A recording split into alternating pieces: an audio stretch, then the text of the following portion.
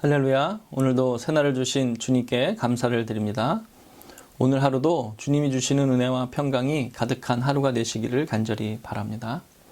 오늘 우리에게 주신 말씀은 신약성경 사도행전 24장 1절에서 9절까지 말씀입니다.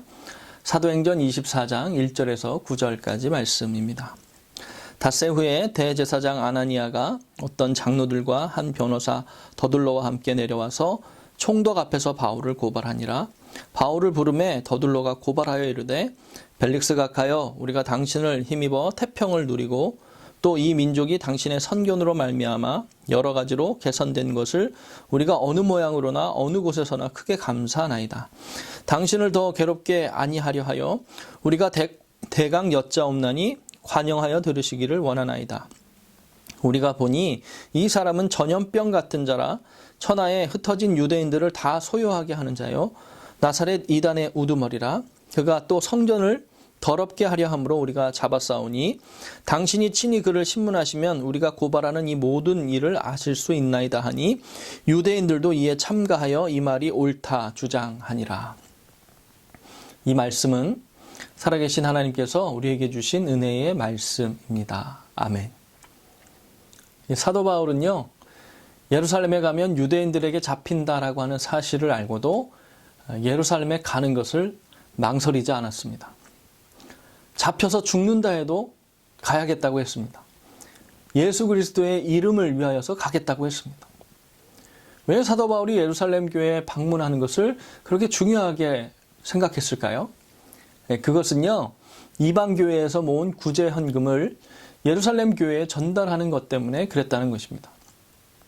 이렇게 이방 교회에서 모은 구제 헌금을 예루살렘 교회에 전달함을 통해서요, 당시 초대교회의 복음이 유대인과 모든 이방인들, 열방에 전해져야 한다라고 하는 공감대가 공식적으로 인정되는 일이었기 때문에 그것을 중요하게 여겼다라고 하는 것입니다.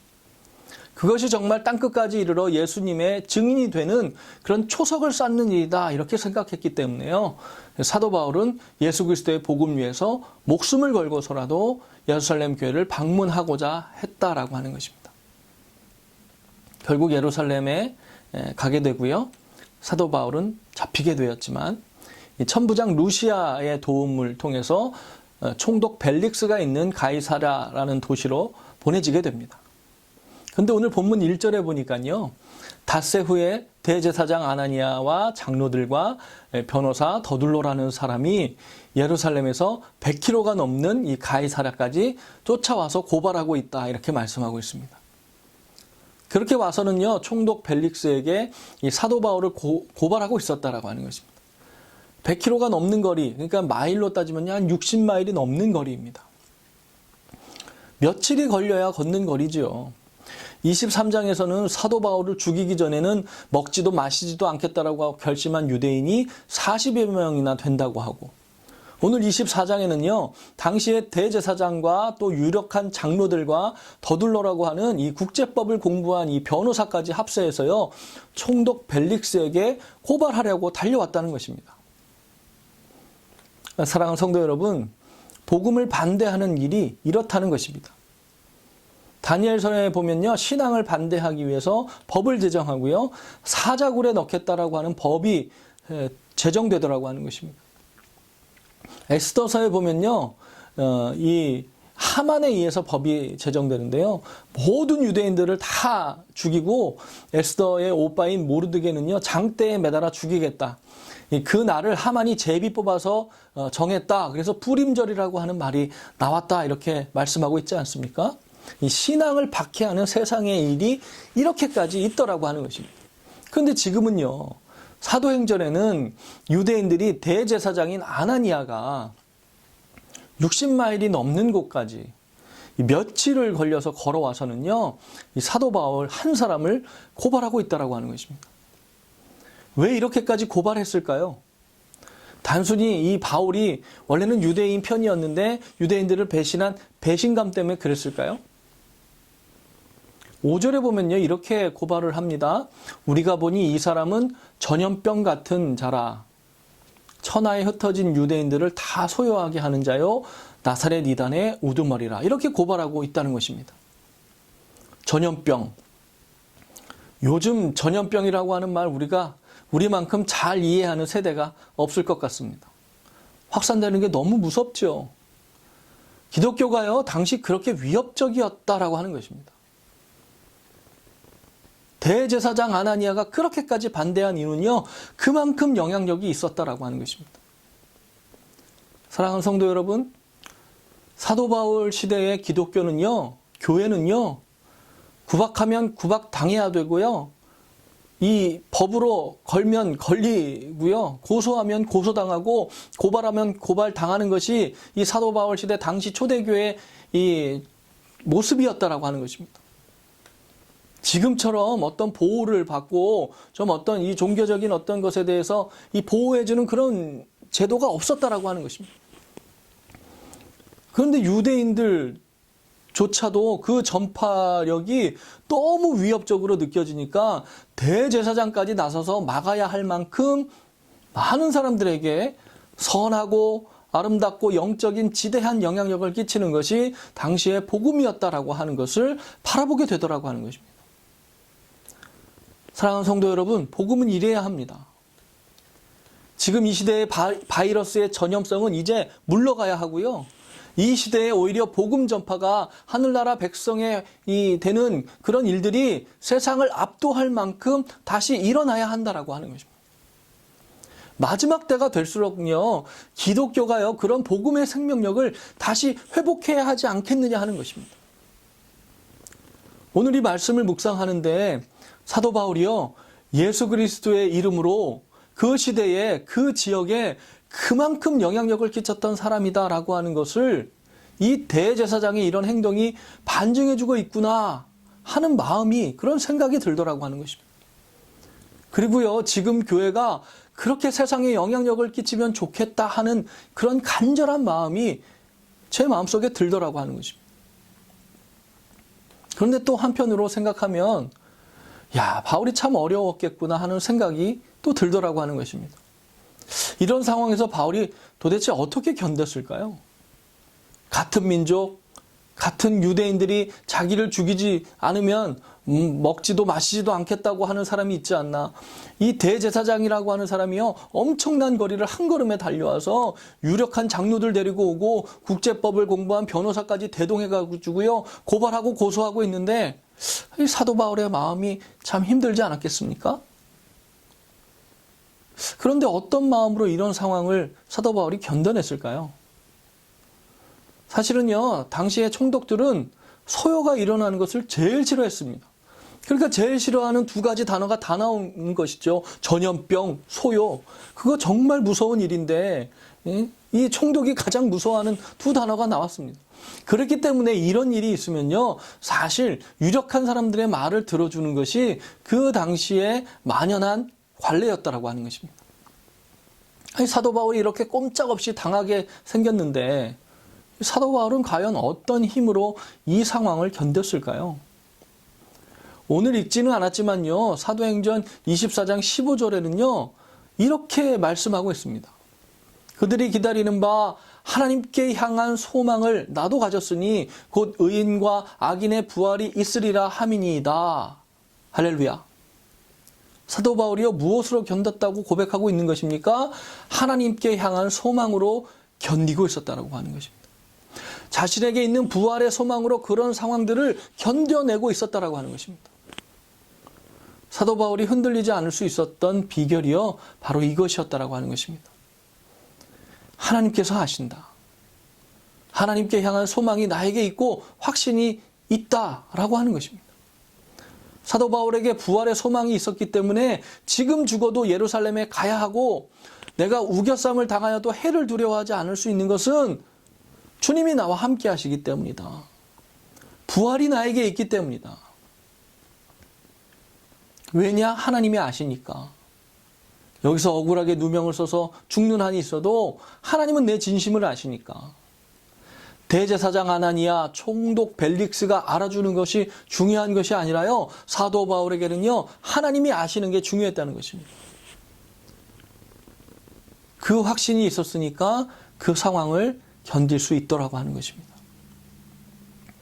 사랑하는 성도 여러분, 저와 여러분도 하나님이 아시니까 억울해하지 않고 꿋꿋하게 신앙의 발걸음을 걸을 수 있는 믿음의 사람이 될 수 있기를 간절히 소원합니다.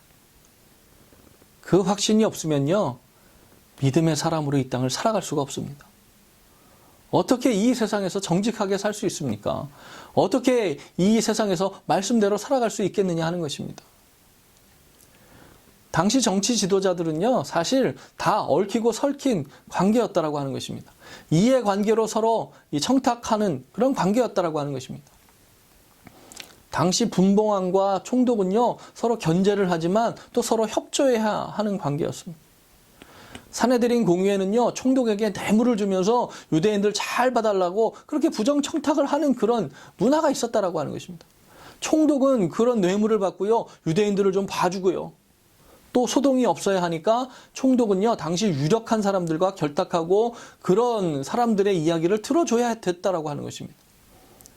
그러면서 어떻게 해서든지 자신의 재임 기간을 늘려서 그 지역에서 여러 가지 부를 축적하고 이 권력을 누리려고 했다라고 하는 것입니다.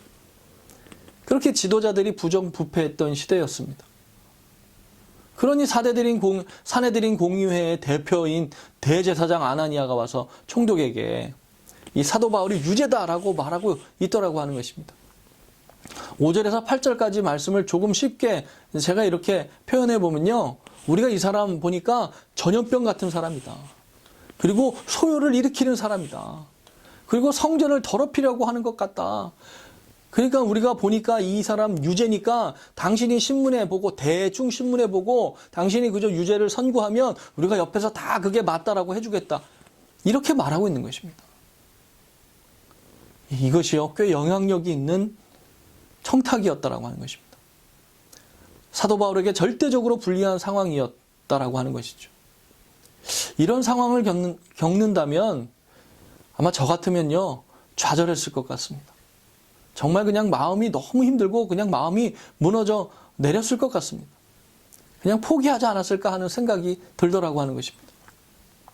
그런데도요, 사도 바울은요, 담대하게 선포하고 있더라고 하는 것입니다.